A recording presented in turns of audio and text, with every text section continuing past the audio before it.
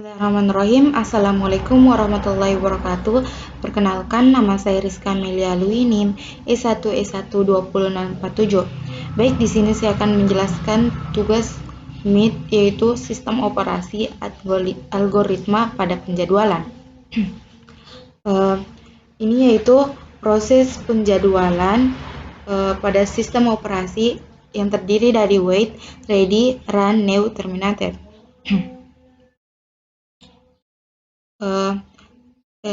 Sistem operasi memiliki 3 status utama. Yang pertama yaitu running, status yang dimiliki pada saat instruksi-instruksi dari sebuah proses dieksekusi. Kedua, waiting. Waiting yaitu status yang dimiliki pada saat proses menunggu sebuah event seperti proses M atau K. Ketiga, ready. Ready adalah status yang dimiliki pada saat proses siap dieksekusi oleh prosesor.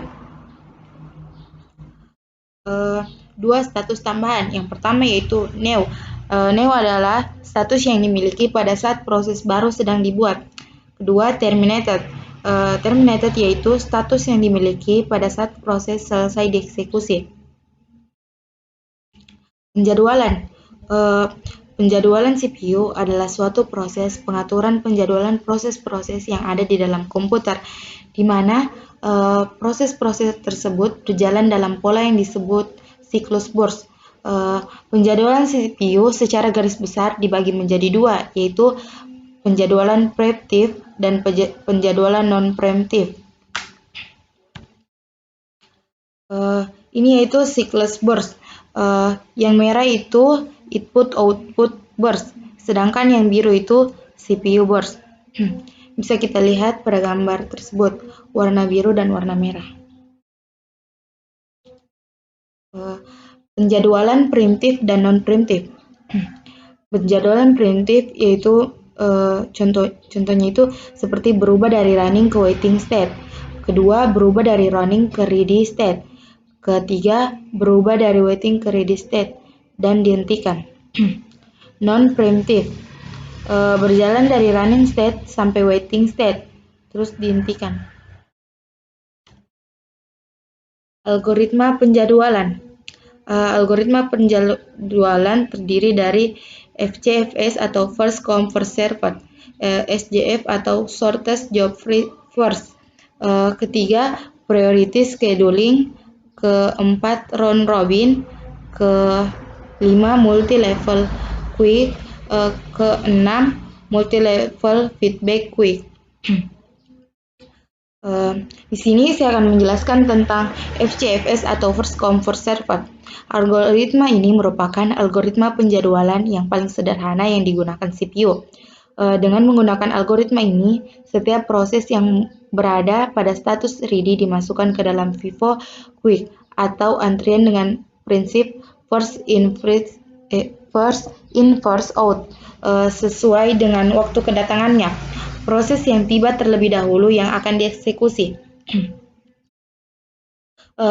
Kelemahan dari algoritma FCFS atau First Come First Served yaitu waiting time rata-ratanya cukup lama.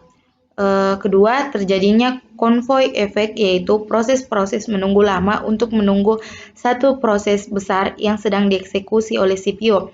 Algoritma ini juga menerapkan konsep non-primitive, yaitu setiap proses yang sedang dieksekusi oleh CPU tidak dapat diinterrupt oleh proses yang lain.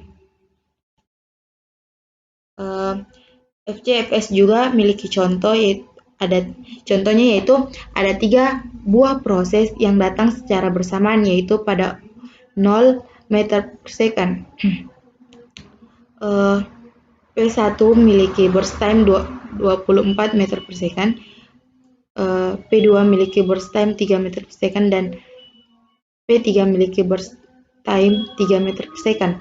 Hitunglah waiting time rata-rata dan turnaround time, burst time tambah waiting time dari 3 proses tersebut dengan menggunakan algoritma FCFS atau First Come First Served. Waiting time untuk P1 adalah 0 meter per second, P1 tidak perlu menunggu, sedangkan untuk P2 adalah sebesar 24 meter per second menunggu P1 selesai, dan untuk P3 sebesar 27 meter per second menunggu P1 dan P2 selesai. Ini merupakan tabel Gantt chart kedatangan proses. Turnaround time rata-rata untuk ketiga proses tersebut adalah 24 tambah 27 tambah 30 dibagi 3, yaitu 27 meter per second. Ini contoh tabel Gantt chart kedatangan proses sesudah urutan kedatangan dibalik. Itu average waiting time yaitu 6 tambah 3 tambah 0 bagi 3 sama dengan 3. SJF atau shortest job first. Pada algoritma ini, setiap proses yang ada di Ready Quick akan dieksekusi berdasarkan burst time terkecil. Hal ini mengakibatkan waiting time yang pendek untuk setiap proses, dan karena hal tersebut, maka waiting time rata-ratanya juga menjadi pendek, sehingga dapat dikatakan bahwa algoritma ini adalah algoritma yang optimal. Contoh SJF atau shortest job first itu ada 4 buah proses yang datang berurutan, yaitu P1 dengan arrival time pada 0,0 meter per second dan burst time 7 meter per second. P2 dengan arrival time pada 2,0 meter per second dan burst time 4 meter per second. P3 dengan arrival time pada 4,0 meter per second dan burst time 1 meter per second. P4 dengan arrival time pada 5,0 meter per second dan burst time 4 meter per second. Hitunglah waiting time rata-rata dan turnaround time dari keempat proses tersebut dengan menggunakan algoritma SJF atau shortest job first. Average waiting time rata-rata untuk ketiga proses tersebut adalah sebesar 0 tambah 6 tambah 3 tambah 7 dibagi 4, yaitu 4 meter per second. Contoh SJF, shortest job first atau non-preemptive. Kita lihat pada tabel. Average waiting time rata-rata untuk ketiga proses tersebut adalah sebesar 9 tambah 1 tambah 0 tambah 2 dibagi 4, yaitu menghasilkan 3 meter per second. Kekurangan dari algoritma SJF atau shortest job first yang pertama yaitu susahnya untuk memprediksi burst time proses yang akan dieksekusi selanjutnya. Kedua, proses yang mempunyai burst time yang besar akan memiliki waiting time yang besar pula, karena yang dieksekusi terlebih dahulu adalah proses dengan burst time yang lebih kecil. Algoritma ini dapat dibagi menjadi dua bagian, yaitu preemptive.